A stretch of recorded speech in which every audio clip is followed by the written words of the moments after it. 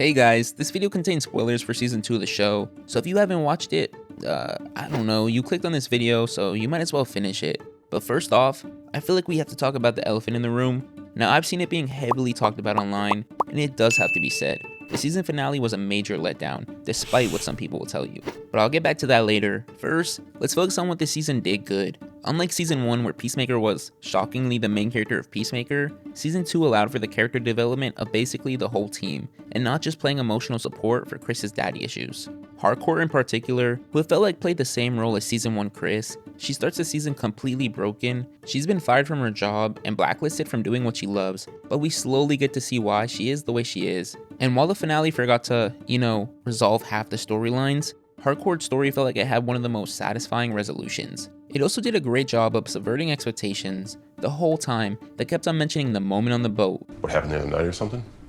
On the boat? Did it mean anything? Anything at all what happened on the boat? About what happened on the boat. Did it mean something? What? The boat. And my mind, as I'm sure a lot of yours did too, immediately went to Chris giving her his Peacemaker. But by the end of the season, it's revealed that all they did was kiss. And honestly, that makes so much more sense, because for Hardcore, a real emotional connection is scarier than any physical one. But speaking of scary, let's talk about Rick Flag Sr., who, through the first 4 episodes, I feel like we could all sympathize with this character. He's a father consumed by grief, wanting to avenge his son's death. But the lengths that they took his character just to do so made him really despicable. Like, I can justify a lot of his actions. Him telling Bordeaux to take the shot, not great but understandable. Him beating Chris to a pulp while he's in custody, meh. Even him throwing Chris in the pocket dimension, yeah, it's evil, but you can see why he did it. But what really made him irredeemable was how little he cared when his own people died. That was horrible! Your wish is horrible! You're horrible!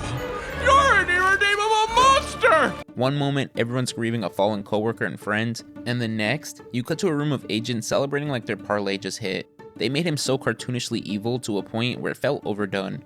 Like, I get when you go into a superhero show, you need some suspension of disbelief, but there's no reason to make him over there high-fiving people and doing coke. But I definitely think there's some Lex Luthor influence going on, and I wonder how much of it is him being evil versus him being manipulated. But if we're really looking for the best parts of this season, you have to look first and foremost to Adrian's character, who whenever was on screen, stole the show.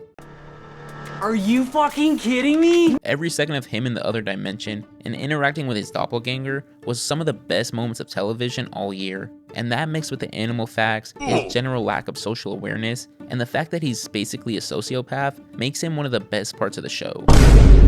We also get a little sneak peek into his personal life, his relationship with his mom, and his very gay dad, which honestly added way more depth to him than I expected. But I really hope they dive deeper into his character in the future, because it feels like they're setting up something bigger, especially with this scene. This older brother just really wasn't good to him, you know? He's trying to fit in. But after Adrian, the funniest character this season has to be Flurry. He was definitely the standout new character of the season. I loved his bird blindness and his nicknames.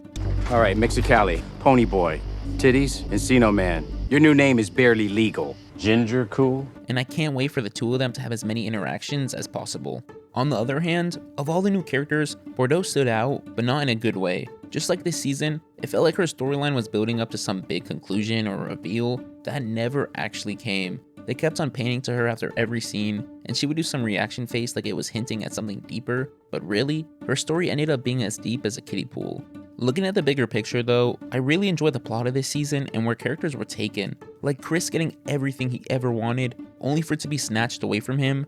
What the fuck is wrong with all of us? The alternate Earth storyline was easily the best part of the season, and the twist definitely would have gotten my ass if almost every single person on the internet didn't already predict it. I'm not gonna lie though, as soon as this happened, I probably would have wanted to stay too. Peacemaker not realizing he was in a Nazi dimension was such a perfectly dumb moment too, and it shows exactly who he is. Someone who does bad things, not out of malice, but really, he's just misguided and stupid. But I do wish they would have shown him having that oh shit realization when he realizes he killed a bunch of anti-Nazi activists, which is arguably way worse than what he did to Rick Flag. I will say though, having Nazis as the villain was nice to see. It feels like people have gotten way too comfortable with that shit, and we need to start shaming them again. Shame! Shame! Shame, shame, shame! Shame on you! I really do hope they go back to that dimension though. There's so much untapped potential, like Keith getting his revenge, the team taking down the Nazis, and of course, more of the two vigilantes together. Yes? But really, I just want more Peacemaker on screen. There were too many characters to follow that I don't care about, like the Adebayo and her girlfriend story, which fell so flat on its face, I honestly couldn't give a single fuck about what happened with them. Her character just didn't have enough to do this season, and you could feel it, but it's not like the opportunity wasn't there. The whole Earth X plot with her being chased around was so rushed and could have been developed further. The scene that really pissed me off too is when she jumps in the pool as she's being chased and everyone jumps in after her instead of just walking around. Imagine how much more they could have done if she was captured and they had to save her. They could have even done the whole Judo Master friendship plot if they were both captured. But honestly, I wish we could have just spent the whole season in Nazi world. It would have made for much better television than what we got. Which brings me back to why everyone, including myself, found the season finale to be such a letdown. But first, I have a hot take. Episode 7 should have been the last episode of the season, and episode 8 should have been the first episode of next season. Like, realistically, the entire season revolved around Earth X, and we already saw that storyline wrap up. So when episode 8 dropped, there wasn't much plot left to resolve. Okay, here goes.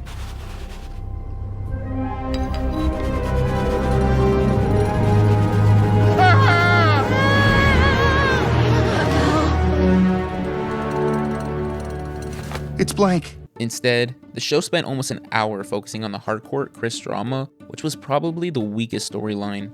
But before I get to my rating for the season, I want to get out some quick thoughts and things I noticed throughout the season. First off, I love Titties. But you almost got Titties killed! I hope she just remains a background character for the rest of the show, and that we never learn her real name. Second, the Eagly storyline was great. It was just so absurd, and him actually being the Prime Eagle after everyone thought that that guy was crazy was very satisfying. Hopefully, there's more Eagly storylines in the future, and someone give this man a hug. Third, I love that Judo Master had his redemption arc. He's such a goober, and I want to see more of him, which is also why this season is so annoying. There's so many characters I actually wanted to see more of, and instead, the finale was boring and focused on the plot lines I cared least about. I also think it's funny that he never takes off his suit. Him traveling into the other dimension in a hazmat suit with his green costume underneath was funny in like an absurd way, and I like that they didn't even try to give attention to it. It made it even better just realizing he had it on him. But the last thing I've really started to notice is that almost all of the characters talk the same way. It kind of reminds me of when Avengers came out and slowly every Marvel character started to talk like Tony Stark. It doesn't really ruin the show or anything, but it would definitely improve it if there was more variation. Finally, to my rating for season 2 of Peacemaker, after going back and watching season 1, I couldn't help but notice that this season was a major downgrade from the last. The pacing and plot felt off the entire time. There wasn't as much action as I would have liked, and at times, I started to get a little tired of James Gunn's humor, but it was still a really fun time, with great acting from John Cena and the supporting roles. And it explored a really interesting concept in the Earth X storyline. So overall, I'd have to give this season a 7.5, good, but not great. I'm cautiously optimistic about the next season though, but I'm definitely looking forward to watching it. I hope you guys enjoyed the video. If you did, please leave a like, subscribe, and let me know what you guys thought about the season down in the comments. Bye, have a beautiful time!